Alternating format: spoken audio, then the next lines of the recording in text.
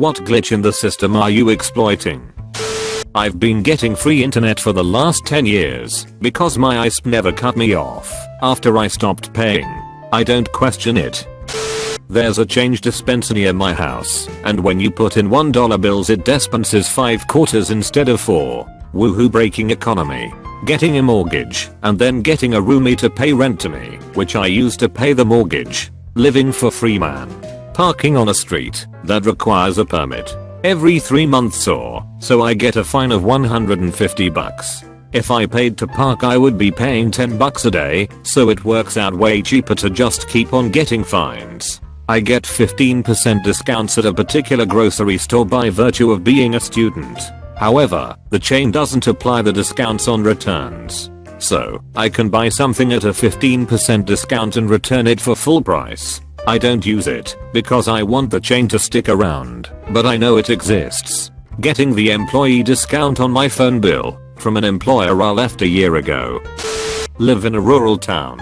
No degree, but I'm excellent at math. I got a job teaching GED math classes which requires a degree. It was supposed to be temporary and I was supposed to give my boss a refresher on math so they could eventually let me go. My boss knows I have a daughter to support by myself as a dad and have really turned my life around, and my boss already knows how to do math. Boss still always tells her supervisor she just can't get the hang of algebra, so I can keep my job. My boss is cool.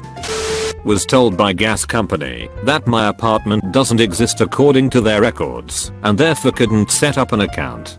Despite this, we've had gas in the apartment for the past 3 years. My brother got discounts from other stores in the plaza of the grocery store he worked at because he worked at said grocery store. The pizza place got so used to seeing him, they gave him the grocery store discount every time he came in, even well after he quit that job. My dad is a recycling man for my town. And man did he ever do this well. So with McDonald's you know how you can get a stamp card and a sticker on every cup. When you fill out the stamp card you get a free drink. Well, whenever he goes to pick up someone's recycling, sometimes a person left their McDonald's drink cup in there and the sticker is still on it. So he takes the sticker and puts it on his stamp card. Let's say he has over 50 plus stamp cards for a free drink by doing this and counting. He is exploiting that one, that is for sure. Free coffee for life. I never actually did this, and I'm told it doesn't work anymore, but I saw people do it. Years ago, at a certain major university, the administration decided to put all your services on one card. Everything from the library to photocopiers, to exams to food services. A fine idea. There was just one tiny problem. The code somehow presumed that everyone would, at some point, put a balance on the card. They did not account for the possibility of someone showing up in certain places with a zero balance. One set of such places involved anywhere that served university issue food. In short, as long as you kept a zero balance on your card, you ate for free. You'd get rung in at the cash and present your card. It would scan, but not show the cashier the balance. Because of privacy regulations, it would only say okay or not okay. If you had a balance that was not sufficient or negative, e.g. in the case of library fines, it would compare X to Y and it wouldn't go through. If your balance was 0, it went through every time. So somebody didn't set up that binary properly. This went on for years in certain faculties and departments, and it's easy to imagine which ones. It was legendary. It got to the point, I'm told, that they were actually holding meetings and disciplining people who abused it too much because they were so concerned about keeping it going. A fake. It only ended because the university tore out all of their old cafeterias and put new ones in, presumably because the old ones were losing staggering amounts of money, complete with a new payment system that did not apparently have this issue. I found out towards the end of my time there, but I didn't feel too upset because I lived off campus and only ate within the university inside my college, which was on a different system and had way better food. Someone literally said, "How would you like a free lunch?" Showed me his 0.00 balance on a nearby machine, and then bought me lunch. Now that I'm more involved in and aware of university operations, I'm actually kind of pissed about this. Like all free lunches, it wasn't, but it remains, undeniably, a first class hack. Personally, my own view is that student nutrition is a huge problem and we should be giving food away to students, but the legal problems surrounding that are truly prohibitive. I use the Starbucks mobile ordering system to order a grand drink, but then select the option to have it put in a venti cup.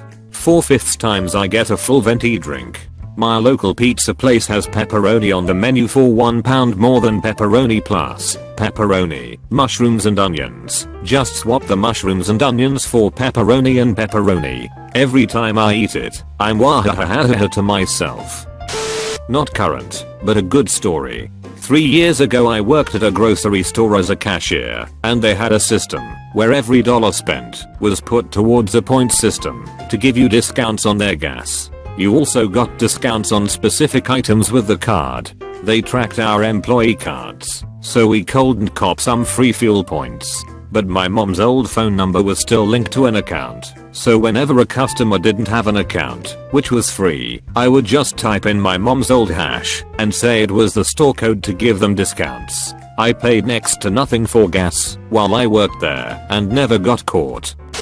I keep being offered sign-up bonuses for starting new bank accounts. I've switched twice now in a year, moving my direct deposit each time, and have made $800 in incentives. Other than the hassle of switching my direct deposit, I can't find a reason not to. There are no penalties for closing a bank account, and to me the hassle is worth the money. I took a regular old stats class in high school. My college saw it on my transcript, thought it was apt, and checked it off of my degree requirements. My graduate school saw it on my undergrad transcript and checked it off on my requirements. I haven't taken a math class since I was 17, and I'm not saying a word. My current job is a fast food franchise with 5 other stores in the market. I started out at one store making $11.25/HR. After my first year I got a raise of $25, and within a month I was promoted to trainer with another 25-cent raise. After about 3 months of that I was late for work too many times, so they decided to demote me. I took a week off after that because I felt down. When I got back I noticed they hadn't docked my pay. I didn't tell anyone and wanted to avoid attention, so I started working the night shift to earn an extra $1 an hour, so I was making $12.75/hours. After 6 months I had made the overpasses one of the most productive shifts, so the boss wanted to promote me to manager. I agreed and they sent me off to another store for 2 months for training. When I got to that store the amount I was making on my pay stub was $12.75 instead of $11.75 plus 1, because the person in charge of payroll is lazy. So when the new store put me on night shifts they were paying me $12.75/HR plus $1/HR. When my 2 months were up I got the raise, bringing my total up to $13.75/HR on normal shifts.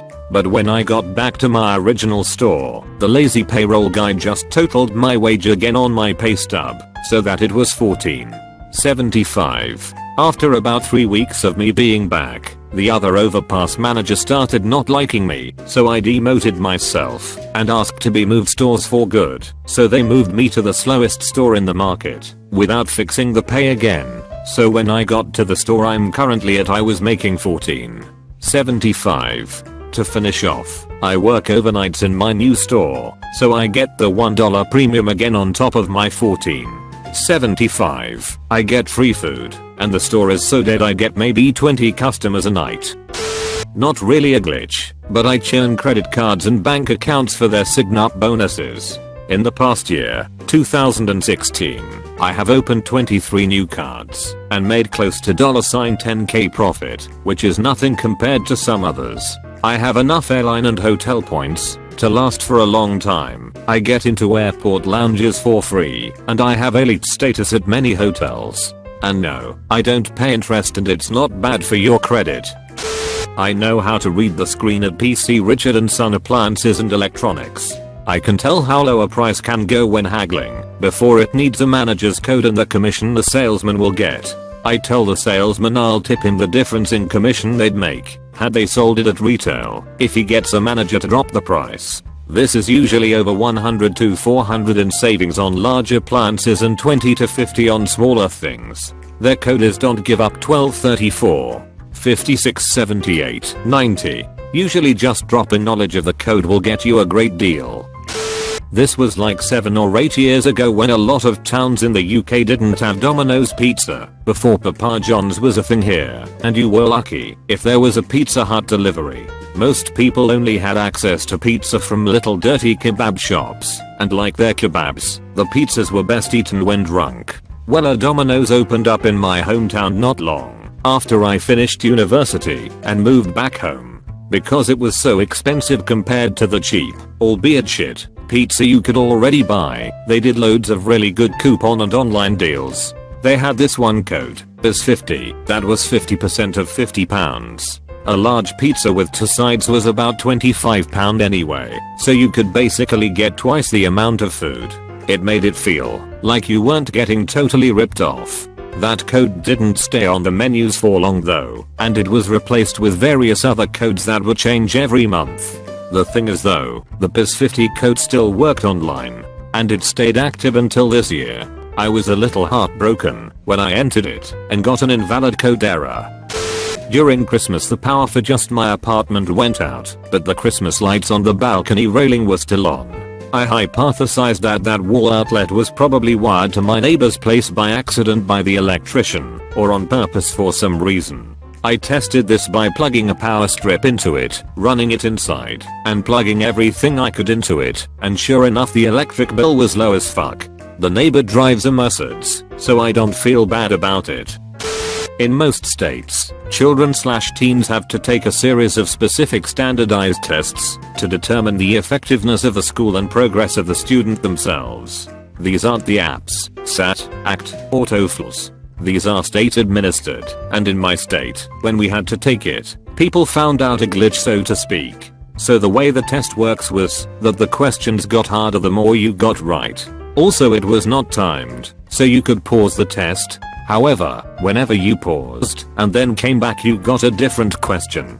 This question may have been easier for you to do if you were the student. So basically, a room of 30 or maybe more students would get a question they would get stumped on. Then pause the test and resume seconds after to receive another question that they knew how to do. Of course, you could do this as many times as you wanted to during the test. It was livid. I scored 99% better in the whole state because of this. Note the new question would be in the same difficulty set as the one you couldn't do. The new question you got just might have been faster to do or easier to comprehend. So it was kind of a half glitch, and you still had to be a little smart. A while back they got new keypads at my job that wouldn't let you punch in if you showed up late for work. It would just say, "Too late, see a manager," and then you'd have to go through the awkward process of telling your manager, having them follow you up the stairs, and they had to sign a late slip for you. One day I figured out that if I put a 9 at the end of my 4-digit key, because it doesn't overwrite the last key, I could punch in late without being penalized. Naturally I abused this loophole whenever I was too late for work. Eventually they caught on to what I was doing and had a manager talk to me and tell me that if I showed up late 3 more times, 3 strikes, I'd be fired. I think the only reason they didn't fire me then and there was because they didn't want to admit there was a loophole in the system.